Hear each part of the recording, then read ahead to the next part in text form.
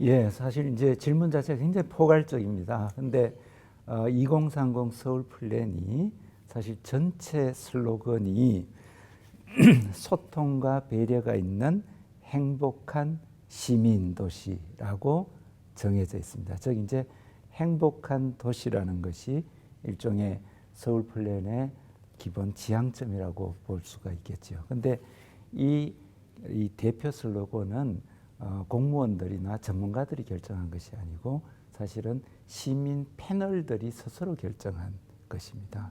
그 얘기는 서울 시민들이 서울시의 미래 방향을 행복한 도시로 생각하고 있다는 뜻일 겁니다.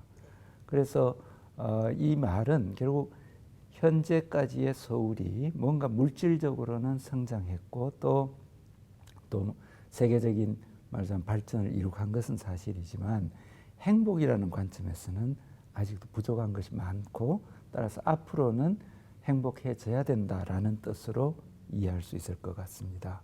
근데 그 앞에 붙는 수식어가 중요한데 그 행복을 어떻게 달성하려고 하느냐 하면 소통과 배려가 있는, 즉 이게 풍부해짐으로써 행복한 도시가 된다는 뜻을 담고 있습니다. 이것은 그만큼 서울이 그동안 부족했던 점, 즉 정부와 시민들 간에 또 시민과 시민들 간에 소통이 부족했다는 것으로 볼 수도 있고 또한 배려가 즉 사회적 약자나 또 소수 집단에 대한 배려가 적었기 때문에 이런 표현이 나오지 않았나 싶습니다.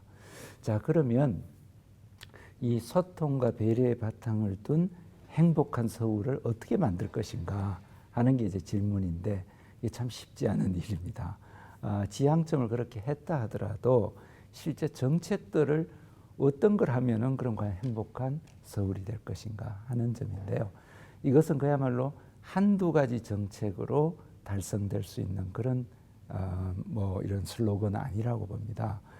그래서 2030 플랜에서는 기본적으로 이 도시의 철학 자체를 바꾸는 것을 바탕으로, 즉 이제는 더 많은 개발이 아니고 더 많은 복지, 또 일방적인 도시 행정이 아니고 더 많은 소통, 이런 걸 통해서 행복한 도시를 위한 토대를 만들어야 된다라는 것을 약속했다고 보고요. 그래서 세부 정책에 대해서는 오히려 제가 지금 인터뷰에서는 너무 상세히 설명하지 않는 게 이해하는 데 더 도움이 될 것 같습니다.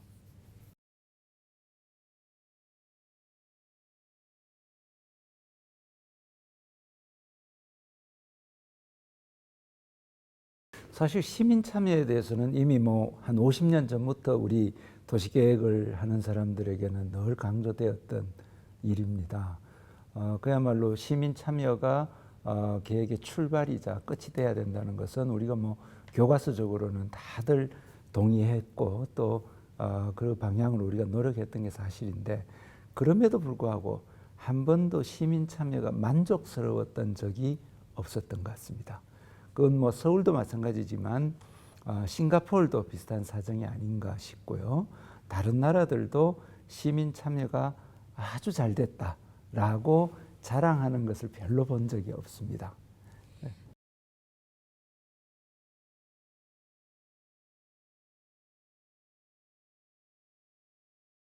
그래서 그런 점에서 이번도 결코 뭐 완벽하다고 보지는 않습니다. 그러나 이번엔 좀 약간 근본적인 변화를 줬는데요.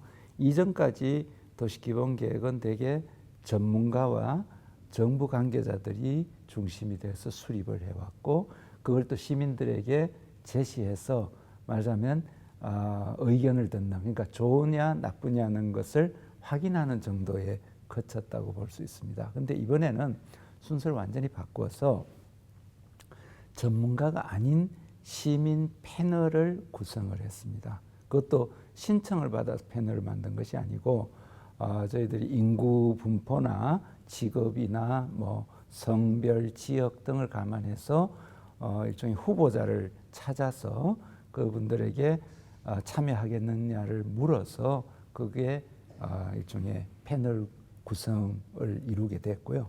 그래서 그렇게 구성된 패널들이 스스로 서울의 미래에 대해서 생각을 하고 그걸 도시계획을 하는 사람들에게 제안하는, 그러니까 완전히 전문가들이 짜서 시민의 의견을 듣는 게 아니라 시민들이 짜서 전문가의 의견을 듣고 동시에 그걸 시장에게 권고하는 이런 방식으로 진행을 했습니다.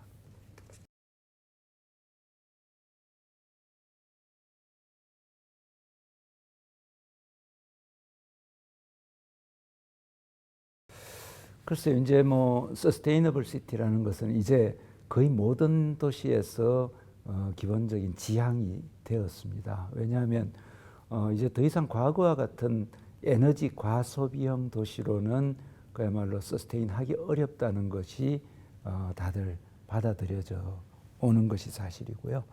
그래서 서울도 오래전부터 이제 서스테이너블 시티를 하나의 목표로서 생각을 해왔는데 최근 이제 서울시가 저는 이 정책이 하나의 목표나 지향이 아니고 실질적인 정책으로 자리를 잡아가고 있다고 생각을 합니다. 그 이유는 우선 더 이상 과거와 같은 에너지 과소비형이 불가능해졌다는 게 하나 있고요.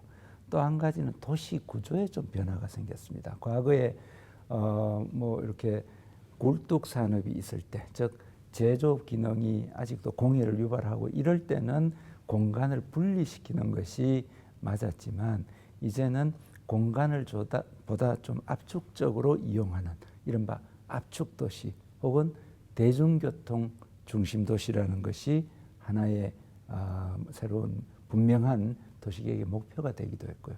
또 한 가지는 이른바 서스테이너블 시티를 실현하기 위한 여러 정책들이 실제 경제에도 도움이 된다는 것을 알게 됐다고 봅니다. 예를 들면 녹색 도시라든가 뭐 이런 정책들이 태양광 발전 혹은 뭐 전기차 뭐 이런 걸 통해서 오히려 서울 경제 내지는 한국 경제에도 도움이 된다고 봤기 때문에 이제는 서스테이너블 시티가 단순히 구호가 아니고 이제 실질 정책의 영역으로 들어오기 시작했다고 봅니다.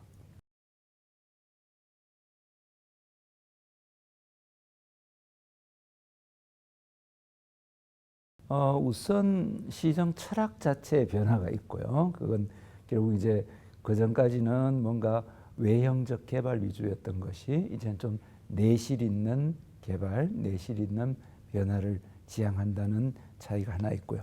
또 하나는 구체적 정책으로는 원전 하나 줄이기 정책을 실행에 옮기고 있습니다. 그러니까 실제 이제 원전 하나라는 표현이 좀 그렇습니다만은 서울의 에너지 사용량을 줄이는데 그게 원자력 발전소 하나 분량 정도의 절감 목표를 세웠고 실제로 그건 이미 달성이 되고 있습니다. 또 하나는 교통정책 자체가 워커블 시티라고 할까요?